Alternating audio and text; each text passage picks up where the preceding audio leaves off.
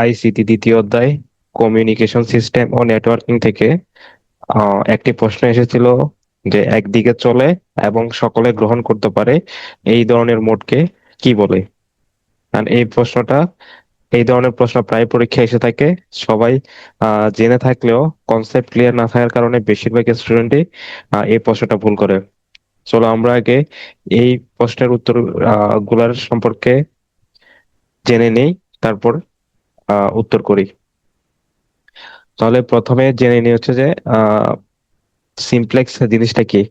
আর simplex হচ্ছে যে পদ্ধতিতে ডেটা সবসময় একদিক থেকে প্রবাহিত হয় তাকে বলা হয় সিমপ্লেক্স ডেটা ট্রান্সমিশন মোড, যেখানে আহ, প্রেরক কেবল ডেটা পাঠাতে পারে আর একজন গ্রাহক বা রিসিভার সেটা রিসিভ করতে পারে।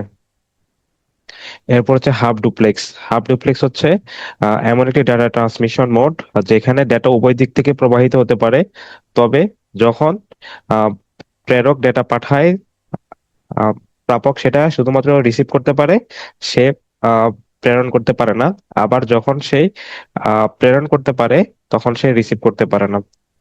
আর ফুল ডুপ্লেক্স হলো এমন একটি ডেটা ট্রান্সমিশন মোড যেখানে উভয় দিক থেকে ডেটা ট্রান্সফার হতে পারে। এরপর হচ্ছে ইউনিকাস্ট। ইউনিকাস্টকে বলা হয় one to one data transmission mode, যেখানে একজন প্রেরক শুধুমাত্র একজন প্রাপককে ডাটা পাঠাতে পারে। এরপর হচ্ছে মাল্টিকাস্ট। মাল্টিক্লাস মাল্টিকাস্টকে বলা হয় one to many data transmission mode, যেখানে শুধুমাত্র একজন প্রেরক শুধু নির্দিষ্ট কিছু প্রাপকের কাছে ডেটা পাঠাতে পারে।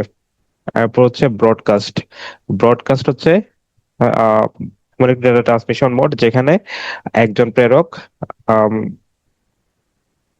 একসাথে একাধিক প্রাপকের কাছে ডেটা পাঠাতে পারে, যেখানে যে ট্রান্সমিশন মোডকে বলা হয় one to all data transmission mode. তাহলে আমরা প্রশ্নটা দেখি।